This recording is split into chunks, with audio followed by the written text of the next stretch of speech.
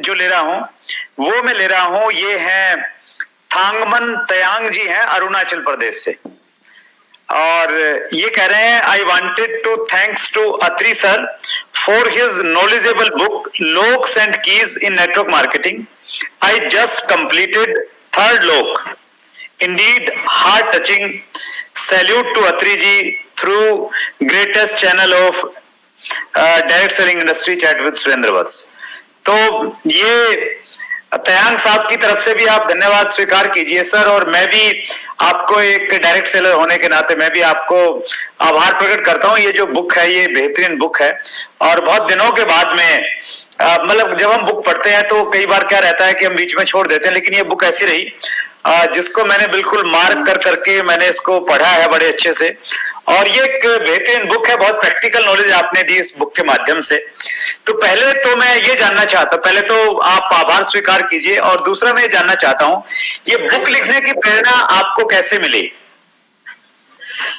मैं जब से इस इंडस्ट्री में आया सर, तो मेरे दिमाग में एक बात कूट कूट कर भरी गई थी कि किसी भी सेक्टर में यदि आपको टॉप पर जाना है तो उस सेक्टर की परफेक्ट नॉलेज आपके पास होनी चाहिए।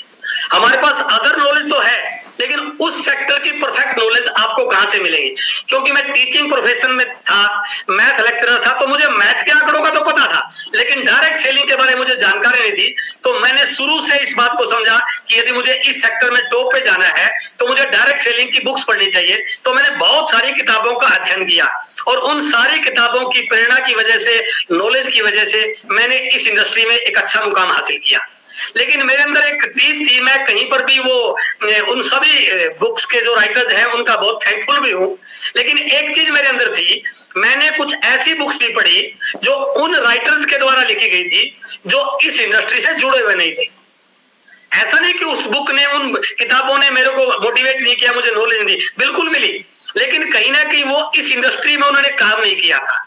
और मुझे लगा, मैं 20 साल से इंडस्ट्री में काम कर रहा हूं, इस इंडस्ट्री में काम करते करते मैंने 10,000 गलतियां की होंगी, और एक नया व्यक्ति वो आएगा वो भी इतनी गलतियां जरूर करेगा। तो क्यों ना मैं कुछ ऐसी चीजें लिखूं जिससे सामने वाला गलती करने से बच सके। और यदि मैंने 20 साल में 10,000 गलतियां करके मैं यहां पर पहुंचा हूं, और वो व्यक्ति इन गलतियों को अपनी टीम में आने ही ना दे, तो जो काम मैं 20 साल में कर पाया हूं वो काम वो लीडर 2 साल में कर सकता है सर। तो ये प्रेरणा ने मुझे इस किताब को लिखने के लिए मोटिवेट किया सर। That's great. ये बहुत खूबसूरत किताब है सर, और इनफैक्ट हमने जब चैट विद सुरेंद्र वत्स का पहला एपिसोड स्टार्ट किया उसमें दीपक बजाज जी हमारे मेहमान थे, और उनको हमने बुलाया, और उन्होंने उन दिनों बीए नेटवर्क मार्केटिंग मिलेनियर वो किताब लिखी थी, और वो बेहतरीन किताब थी, और मैंने उनको बहुत अप्रिशिएट किया था कि आपने इस इंडस्ट्री को जिया है और जी के आपने अनुभव रखे हैं, और उसी प्रकार से जो अभाव था कहीं ना कहीं हमारी इंडस्ट्री में, कामयाब लोग जो इंडस्ट्री में कामयाब हुए हैं और वो अपनी कलम से अपने अनुभव लिखते हैं, तो उसका अपना एक अलग तजुर्बा रहता है। इस बुक में सर आपने 11 लॉक्स की बात की, और अच्छी बात क्या है उनकी चाबियां भी बताई साथ में कि इनकी चाबी क्या हो सकती है। 11 के 11 लॉक्स बहुत इंपॉर्टेंट है, मैंने पर्सनली पढ़ा है, लेकिन अगर मैं ये जानना चाहूं कि उनमें से कोई 3 लोग जो आपको लगता है कि ज्यादातर लोगों को ये लोग जरूर रहते हैं मेंटल लोग, वो 3 लोग क्या हैं और उनका चाबी क्या है सर? जी सर, इसमें 11 लॉक्स के बारे में मैंने डिस्कस किया है, और नोइंगली या अननोइंगली वो कहीं ना कहीं हर डायरेक्ट सेलर के बिजनेस के सक्सेस में रुकावट बनते हैं। तो यदि मैं 3 पर्टिकुलर लॉक्स की बात करूं तो उसमें सबसे पहला चैप्टर, सबसे पहला लॉक जो है वो है मुझे सब पता है। क्योंकि जब भी कोई व्यक्ति किसी को इस बिजनेस के बारे में जानकारी देने की कोशिश करता है तो उसको लगता है तो मुझे सब पता है, जबकि पता उसको इस इंडस्ट्री का नहीं होता, पहले बैकग्राउंड का पता होता है, और वो उस बैकग्राउंड को इस इंडस्ट्री में इंप्लीमेंट करता है। तो वो मैंने उसमें स्पष्ट लिखा है कि यदि आपकी गाड़ी खराब हो गई तो आप गाड़ी को नहीं ठीक कर सकते, वो गाड़ी का जो एक्सपर्ट है वो ही ठीक करेगा। यदि आपका कोई और इंस्ट्रूमेंट खराब हो गया है, यदि आपको कोई तकलीफ हुई, हेल्थ की दिक्कत है, तो वो डॉक्टर ठीक करेगा। तो हर एक्सपर्ट होता है फील्ड का, इस इंडस्ट्री के भी कुछ एक्सपर्ट हैं। जब तक आपको ये ताला लगा रहेगा कि मुझे सब पता है, ये इंडस्ट्री बहुत आसान है सर। दुनिया में इससे ज्यादा सक्सेस का रेशो किसी इंडस्ट्री में हो ही नहीं सकता। सक्सेस होने की स्पीड यहाँ पर सबसे फास्ट हो जाती है। लेकिन मुझे सब पता है ये एक ऐसी लाइन है, एक ऐसी बीमारी मैंने बोला इस किताब में जो लोगों को आगे बढ़ने नहीं देती है। तो इसलिए मैं सभी साथियों से कहना चाहूंगा, आपको जितनी भी नॉलेज है आप अपने पर्टिकुलर फील्ड में इस्तेमाल कीजिए, लेकिन इस फील्ड के लिए आप एज ए स्टूडेंट बन के ज्वाइन कीजिए कि मुझे इस इंडस्ट्री में मैं नया हूं और इस इंडस्ट्री के तौर तरीके मुझे सीखने हैं। वो तभी हो पाएगा जब आप अपने आप को खाली कर लोगे। मैंने सर एक एग्जांपल दिया है, मेरी पहले भी एक किताब लॉन्च हुई है सर, सोच बदलो सितारे बदलेंगे में।